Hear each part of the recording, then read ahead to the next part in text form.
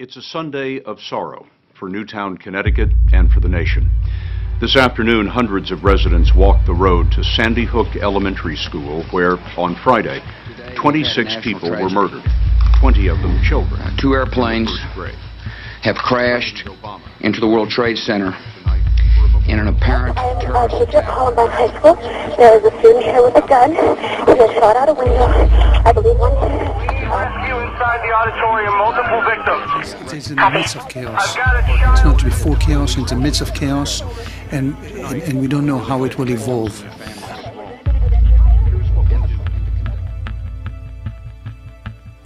There are more than a list of names.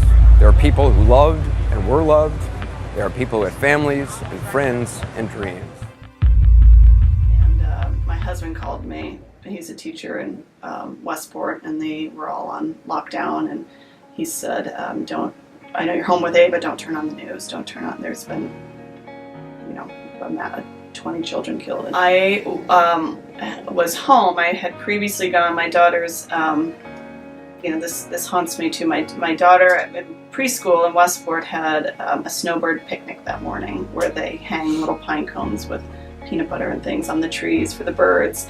And there was a little reception after, and I have a picture. My husband was able to run over from work and be there, so it was my husband. My baby was about a year, and my daughter, and we have a picture. And if you could read his watch from the picture, if I could zoom in far enough, I'm certain it was the exact time of the shooting in Newtown. And we were having this wonderful innocent in an elementary school, 15, 20 miles away from where the shooting was happening, having this, just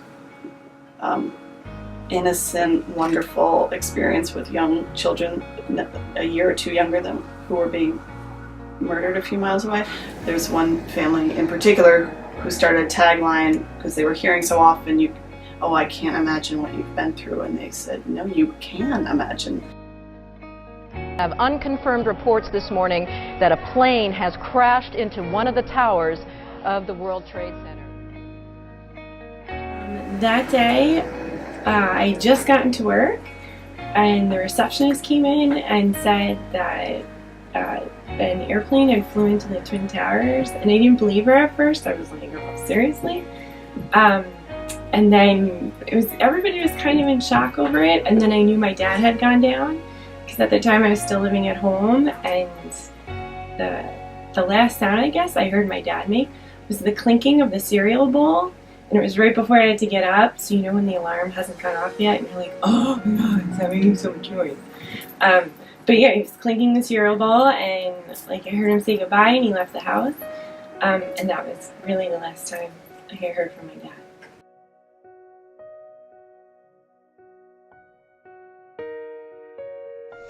Patty and I used to a lot while working there. We'd meet during lunch, or when we needed to get away from our desk.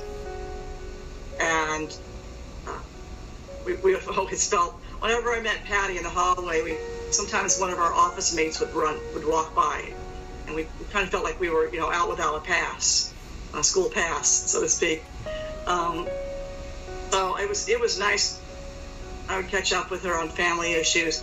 And that particular morning, she called me because she went the night before. She went to back to school night for her little girl, Marie, who was the week before was in the daycare center at the Pentagon. So we met, and she told me about the problem. And prior to that, both of us at our respective offices already heard about the first tower, the attack on the first tower. And like everybody else, I think, thinking this is odd, but what's going on? But didn't think, too much more at that point. But still on a little bit of edge. Met her out there, and sorry. It's okay.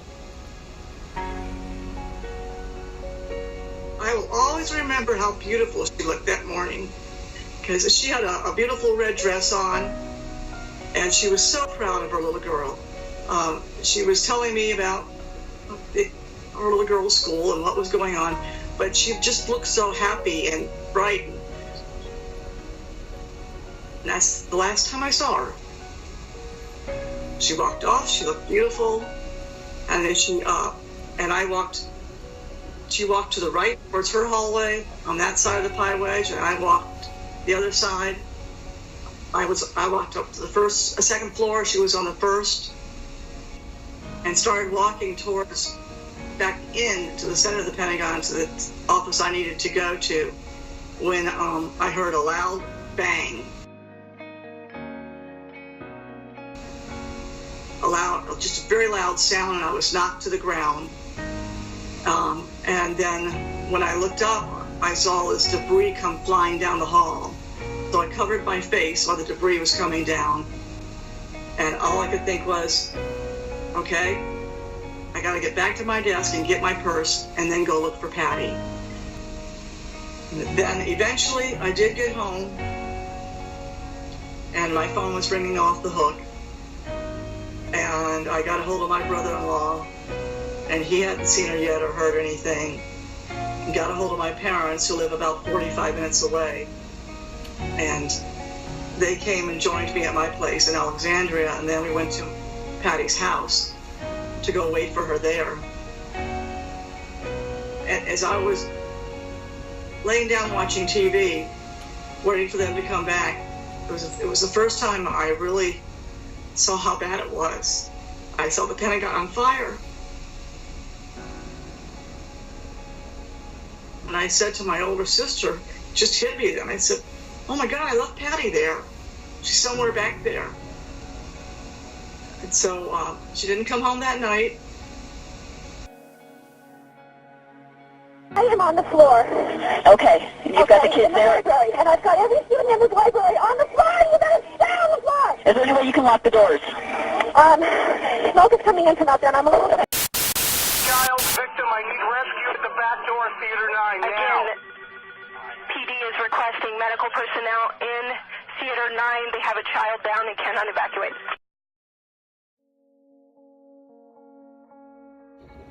I was sitting having a very quiet, peaceful lunch with a dear friend of mine who was a chief of police. And it came on the screen in the restaurant we were in over CNN that something had happened at this place called Columbine.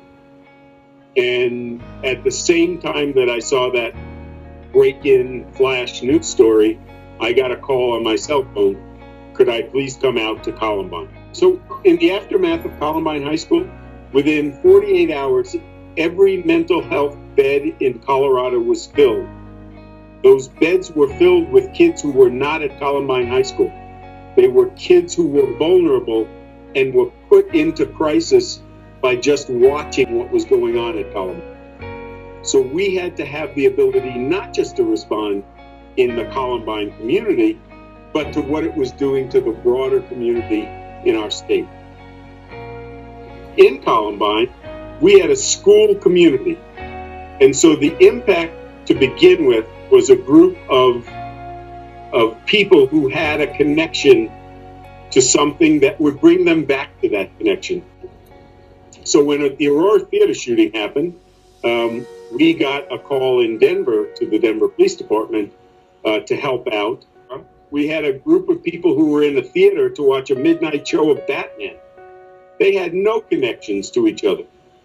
And so the response and how you get the community to understand the needs of the people impacted are very, very different.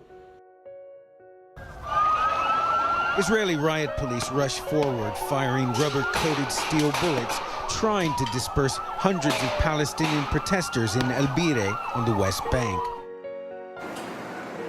One of the key forces or dynamics driving the Israeli-Palestinian conflict is around identity, Israeli Jewish identity and Palestinian identity. And that identity has now incorporated being in conflict with each other. So it's not just as easy as figuring out a solution, because it's required surrendering a dear part of your identity for peace.